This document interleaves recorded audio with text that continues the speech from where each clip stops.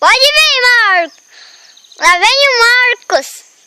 Olá, humanos e exáticos. Mais uma vez, Marcos aqui. Espero que todos estejam bem. Nosso problema histórico de hoje é buscar compreender por que a cachaça, isso mesmo, a cachaça, foi o motivo de uma revolta popular no Brasil colonial. Vamos compreender essa equação humana? Vem comigo. Não vai embora, fica um pouco mais. Ninguém sabe Equação de humanos. Santo Padre, reze por nós brasileiros. Vocês brasileiros não têm salvação. É muita cachaça e pouco coração. moeda velha, engenho novo. Bota o caldo de cana, pinga boa pra esse povo.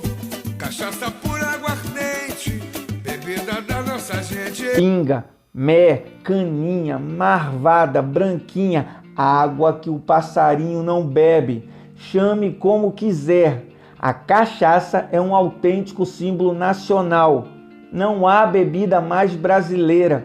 Ela é fruto da miscigenação do Brasil, isto é, dessa mistura de povos, raças e etnias que construiu nossa identidade. A cachaça inspirou a nossa música, nossa literatura, nossa cozinha, nossa cultura popular.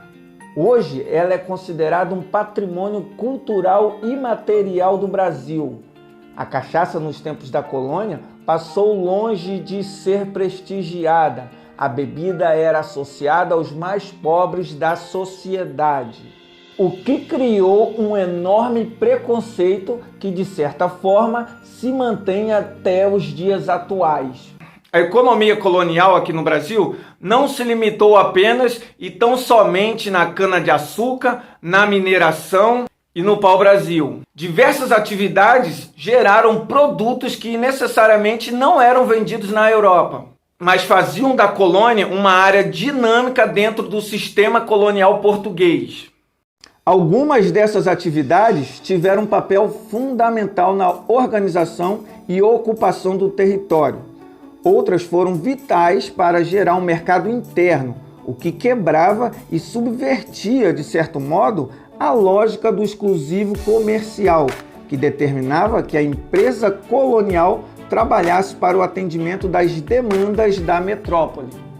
Podemos destacar a produção do tabaco, que atendia a demanda do mercado interno. Com o mercado interno abastecido, o excedente da produção de tabaco começou a ser exportada. O tabaco foi tão importante que passou a ser usado como moeda de troca na aquisição de novos escravos. Também não podemos esquecer a importância da produção do algodão, da produção do sal, do charque e da aguardente.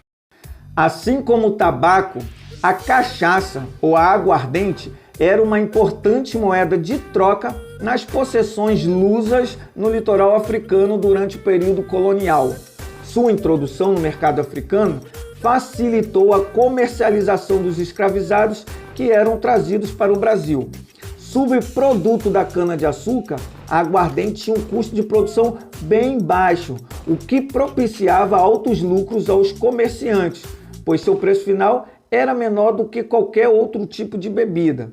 Isso, no entanto, não impediu de a cachaça ter tido problemas no Brasil. Como começou esse preconceito com a cachaça? A cachaça era associado aos estratos mais pobres de nossa sociedade. Boa parte desse preconceito foi disseminado na sociedade pela própria coroa portuguesa, puramente por motivos econômicos.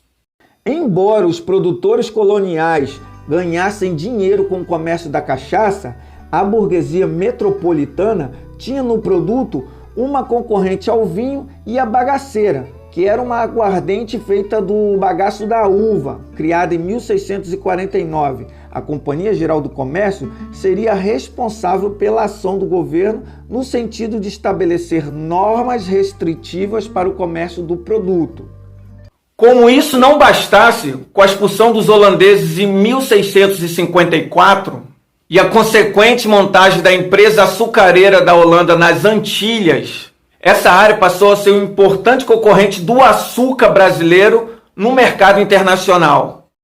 A crise que se abateu sobre a área açucareira levou o Estado português a pensar em alternativas para aumentar seus ganhos, como a intensificação da exploração do produto e o aumento do número das plantações. Além disso, para fazer frente às enormes perdas geradas pela concorrência flamenga no Caribe, a coroa resolveu proibir a produção e a venda da aguardente para facilitar as exportações de vinho, que geravam uma maior lucratividade para o Estado metropolitano. Professor, Portugal sempre foi olho grande pra caramba. Quando ela resolveu olhar para a cachaça também? Portugal vivia uma importante crise econômica, política e social, que tinha um governo fraco que não mostrava nenhuma reação diante da crise generalizada. Isso facilitou a ação de um inescrupuloso personagem de nossa história, o governador do Rio de Janeiro, Salvador Correia de Sá e Benevides. Famoso pela corrupção e pela tirania, o então governador do Rio de Janeiro, Salvador Correia de Sá e Benevides, percebeu o gigantesco lucro que a bebida poderia gerar. Assim, permitiu a fabricação e o consumo da aguardente, mas aumentou de forma considerável os impostos sobre a mercadoria, tornando seu preço extremamente abusivo. Viram só? A produção da cachaça era proibida no Brasil desde o século XVII. Quem descumprisse essa lei era ameaçado de prisão e degredo na África. Porém, em meio às contradições do pacto colonial e da grave crise econômica, Salvador Correia de Sá e Benevides liberou a produção de destilados, só para tirar uma graninha a mais dos produtores. Insatisfeitos com a cobiça do governo, um grupo de fazendeiros resolveu mobilizar a população contra a imposição governamental.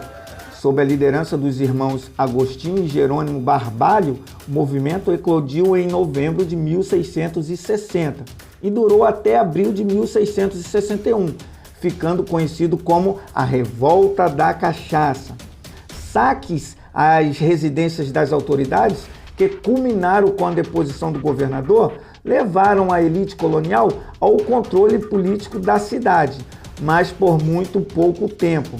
Salvador de Sá, sobrinho do antigo governador, mobilizou tropas leais ao governo de Lisboa e a revolta foi sufocada. Jerônimo Barbalho foi o único condenado à morte. Posteriormente, a coroa portuguesa resolveu anistiar os envolvidos e liberou a fabricação da cachaça no país, o que demonstrou uma nova postura do Estado metropolitano diante dos conflitos coloniais. A bebida que era achincalhada e demonizada pela coroa portuguesa agora tinha uma serventia. Em 1661, a coroa portuguesa resolveu perdoar todos os envolvidos no motim e passou a considerar aquele protesto legítimo. Além disso, a coroa portuguesa liberou a produção da cachaça no país. A revolta da cachaça demonstrou a flexibilização da coroa portuguesa frente aos conflitos coloniais, o que botou em xeque o autoritarismo dos representantes metropolitanos aqui na colônia. Ah, moleque, se isso cair na prova eu vou me dar bem. Meu pai vai me ajudar a estudar. De cachaça ele entende. Tá que fim, professor. De cachaça ele entende. Bom, pessoal, chegamos ao final de mais uma Equação Humana. E podemos hoje afirmar que a revolta da cachaça faz parte de um contexto histórico onde Portugal vivia uma crise econômica, política e social. Tudo isso associado à rígida política fiscal do governador do Rio de Janeiro, Salvador Correia de Sá e Benevides, fazendo com que parte da população do Rio de Janeiro se rebelasse contra esse governo. Por isso podemos falar que sim, a cachaça já foi o motivo de uma revolta popular. Nenhuma outra bebida em nossa história há conotações tão negativas para quem aprecia. Mas não podemos negar, a marvada é um símbolo nacional.